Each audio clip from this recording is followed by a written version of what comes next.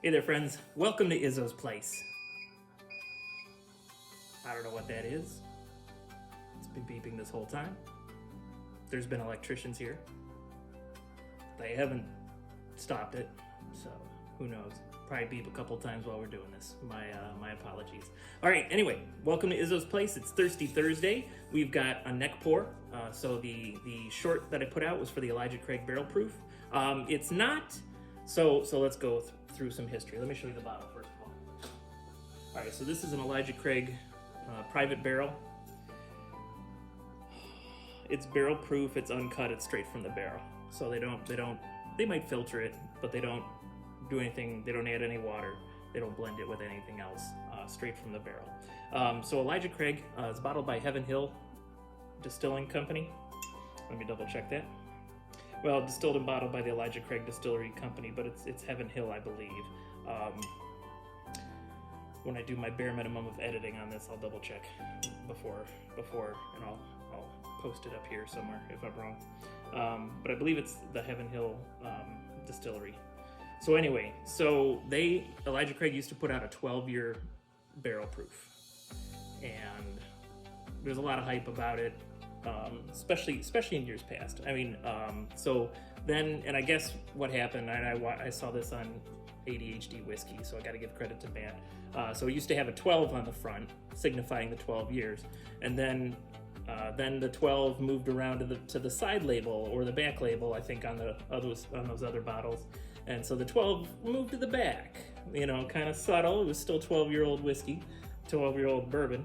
And then eventually the 12 disappeared. But the age statements, I believe, I don't know if they had the age statements on there. But once the 12 disappeared, then they were able to put lesser ages on there. Like a bottle of Elijah Craig single barrel that I got is, it's like 11 years, 8 months. It's like, why couldn't you leave it the four more months and then you got a 12-year? But hey, they taste it and they pop it out when they want to. So there's been a little bit of controversy about the age statements and stuff. People always want to know what the mash bill is. They always want to know what the age is. And really, all you need to know is, does it taste good? Was it worth the money I paid for it? And am I going to buy another one? That's really all you got to worry about. So let's talk about this one then. So this is a single barrel private barrel, so it's different than their barrel proof releases that they do. This one says 9 years old. So the whiskey in here is at least 9 years old. It came from one barrel, so I'm sure if it had gotten to 10 years, they would have put 10 on there, or I don't know. I've never bought one of these before, so maybe they all say 9-year on it, on these single barrel private select. And so we know it's at least 9 years, so that's good. So the proof is 116. That's how it came out of the barrel. So that's 58% alcohol by volume, if you prefer that. So again, I said barrel proof, uncut, straight from the barrel, 1789. I don't know what that signifies. Maybe that's when the distillery opened. I'll have to do some research. I apologize. I should do more research before I do these things. But you know what? Life's busy. Down the road, maybe when my speakeasy's done, we'll do some good bourbon history lessons on the channel. And when I do the Thirsty Thursdays, I'll be a little more thorough in delving into the companies and the bottles and such. Anyway, so neck poured this a few weeks ago. Had a couple of drams from it, so some air has gotten in there. And then on top of that, this has been sitting here with a paper towel on it for at least an hour and a half. I'm done working for the day, and once we record this, I'm gonna clean up before I go home. So I'll drink a bunch of water, got Gatorade, then we'll drive home. But anyway, let's go ahead and get into the main thing. And I don't know what notes I had from the first one. You know what? Let's go ahead and look it up. That's my notes. This is in my shorts. Not that one. Is this one? Nope, not that one. Ooh, did I just... Let's see if this is a direct again. Sorry, this is scintillating YouTube content. I know how much you appreciate moments of silence while I'm doing this.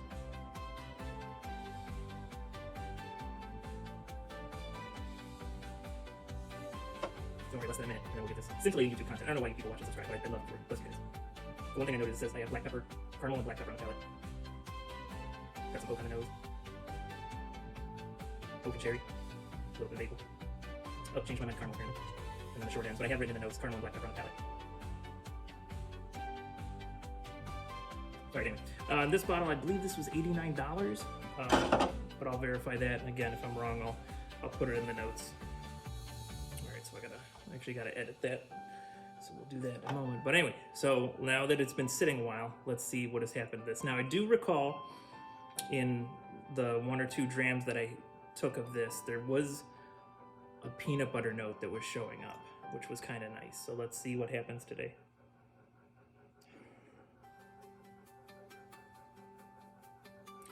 I do get the oak and the cherries.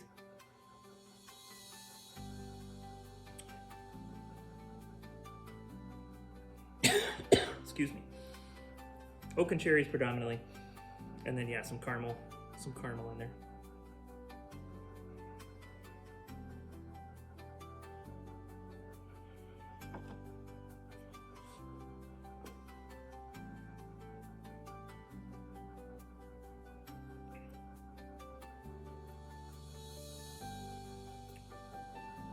Okay, it's drinking a bit hot.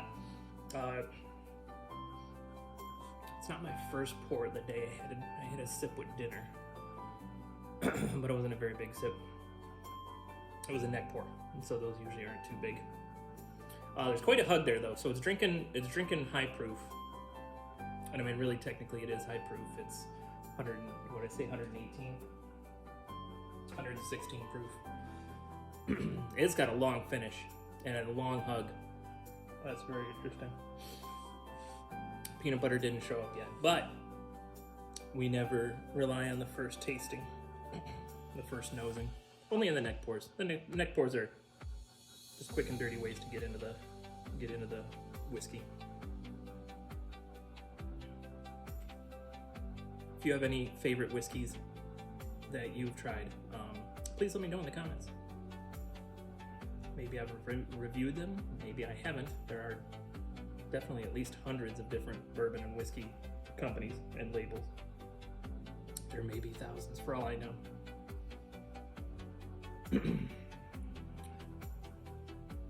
I believe I should do the research before I do these. After the Texas job, after the Florida job, when life makes a little bit more sense, I'll plan these out. I'm never gonna script them because I feel like part of the reason you're here is for Izzo's nonsense, and I am an extemporaneous speaker. But some factual notes would be nice to make sure I'm not propagating any misinformation about the whiskey. February 22nd. For those who are keeping track, facial hair comes off in 20 days. Sorry, Lynette.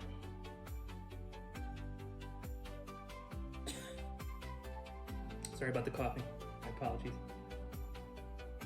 All right, nothing new. We got the oak, we got the cherries, we got the caramel. And it's very good smell. I could sit this and I could nose this for a while very happily.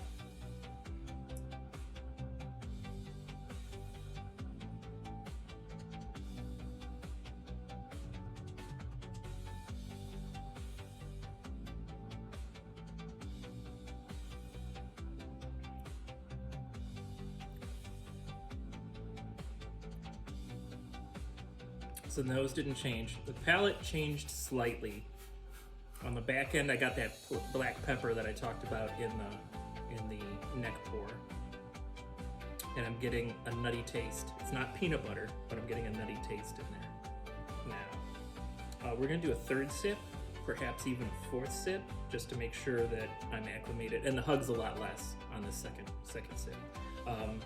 But the finish is nice and long still. So I'm like, it kind of sticks in my mouth and I can still taste them. It's mostly turned into that black pepper at the end, but it really sticks around. It's a nice long finish. After another sip, perhaps 2 sips, we're gonna put just a couple of drops of water, and we'll see if that opens it up, if that gets us any other notes. All right, so nosing number 3.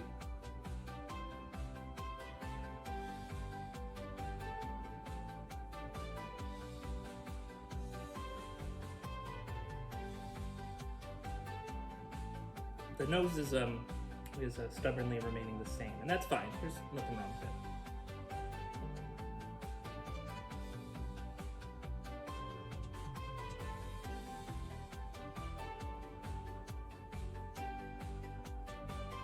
It's the notes are the same, but the cherry and caramel are a little more forward. So on this third nosing, it's a little sweeter. So it hasn't changed. It hasn't changed like types, but it's changed amounts. And I'm drawing those sweeter notes in.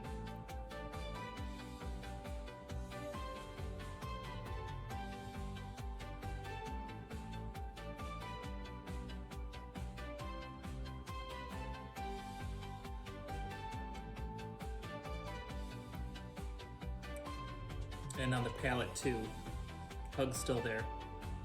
It's not as violent a hug.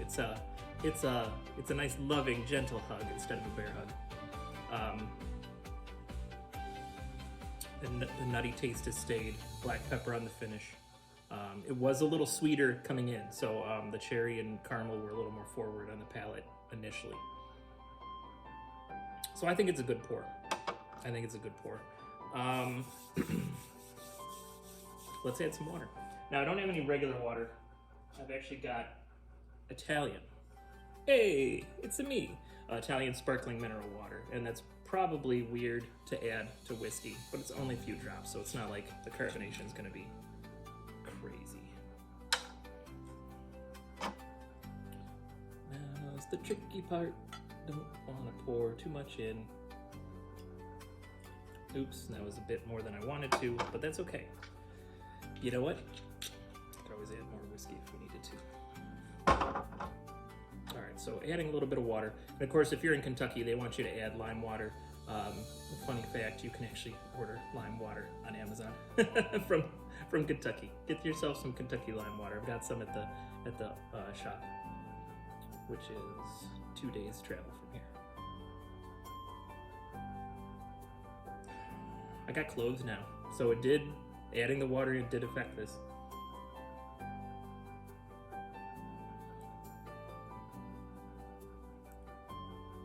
Cloves, cherry. No, I'm sorry, cloves and oak. The caramel isn't really like caramel anymore, it's more like a vanilla. So that's interesting. That's wild that water can do that, can change the notes, change the aspects.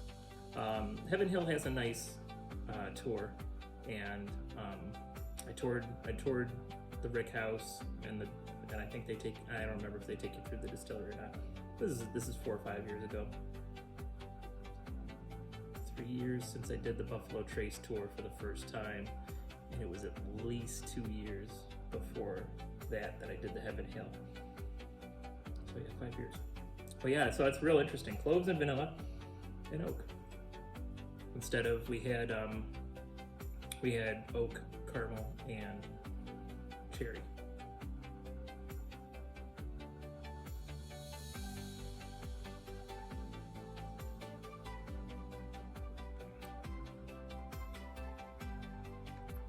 Hug is very gentle now. Ooh, hug is gentle and then came back and gave me a bear hug after.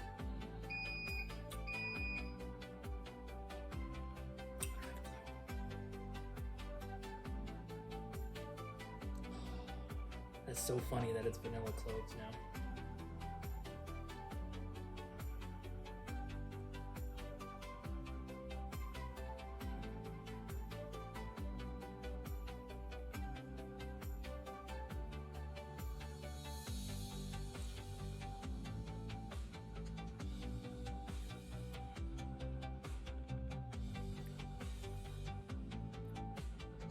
Black pepper on the finish still. The cherry went from like a standard black cherry to not as sweet as a maraschino, so maybe like a Luxardo, like you'd see in an old fashioned sometimes. So the cherry became like darker. No, I take that back. The cherry became a bit sweeter, a bit syrupier. Syrupier, is that a word? Maybe it is. Okay, so that's something you can do. You can add water to whiskey. You know what? Once the speakeasy's done, maybe we'll try it a bunch of different ways. We can do neat, we can do a few drops of water, we can do an ice cube. Eventually, after the speakeasy's done, we're going to add a cocktail component to Thirsty Thursdays. And we'll try all these different ways of enjoying the whiskey responsibly. Let's go in for one more. So this is water take 2. Yeah, that's so strange. It's on the nose, it's vanilla and cloves now. The water took it and had its way with it and said, you're this now. It did not affect the palate as much, at least on that first taste. Let's see.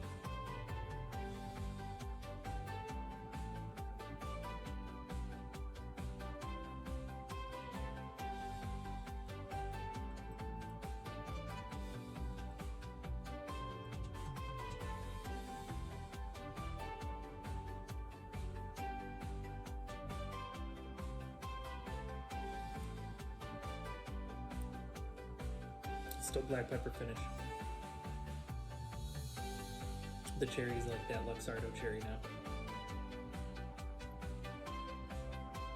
now. The caramel is still there on the palate. It's not as, it's way in the background now. Fascinating. All right, well that'll do it for this Thirsty Thursday. Thank you so much for joining me. I definitely appreciate it. We're 17 minutes into this. If you've made it this far, why don't you put